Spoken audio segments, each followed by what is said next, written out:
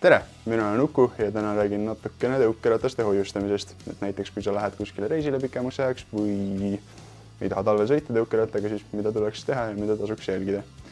Esimese asjana võiks vaadata aku taset.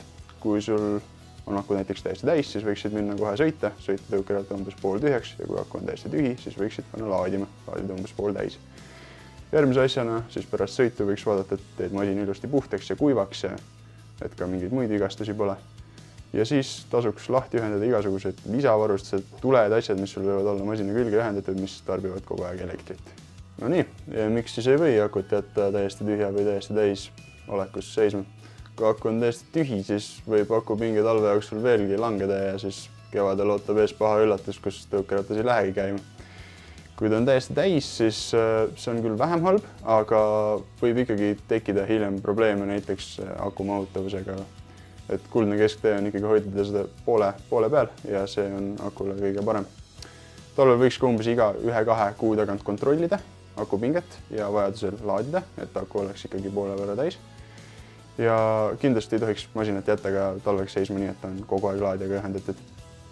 Siis mida veel tasuks vaadata on temperatuur. Temperatuur võiks olla kuskil alates 15 kraadi kuni 25 kraadi. Madalama temperatuuriga hoiustamine ei ole ka akule üldse hea ja kindlasti ei tasuks akut hoida ka õues. Aga tõukeratast ei tasuks õues hoida üle talve. Talvel hooaja lõpus võiks teostada masinale ka niisuguse mini ülevaatluse, hoolduse, üldhoolduse. Esimene asi, mis võiks üle vaadata, on pidurid. Need tasuks ära puhastada, selleks saab kasutada näiteks brake cleanerit. Kui ei pääse kõikidele osadele hästi ligi, siis saab siit 2 polti lahti keerata, pidurisadul maha võtta ja siis pääseb kõike paremini pidurdama. Siit niisuguse trossipiduri puhul näeb ka, et palju seda klotsi järgi on. Vajadusel saab siit ka pingutada. Lihtsalt see annab nagu selle julgustunde, et kevadel ei ole ära unustanud, et pidurid ei tööta ja see ei sõida vastu seina. Siis tasuks üle vaadata kõik lõtkud, loksud, võimalusel kinni keerata, kui on voltimise mehhanismist või kaelakausist või käepidemetest. Ja tasuks üle kontrollida ka selle, et masin üldiselt on puhas, laagrit tasub üle kontrollida.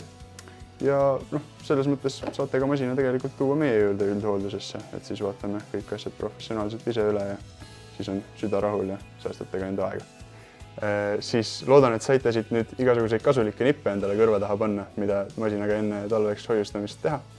Ja kui siiski ei ole tahtmist neid nippe ise kasutada, siis pakume ka teenust, et saate masina tuua meie juurde talveks hoiustamisse.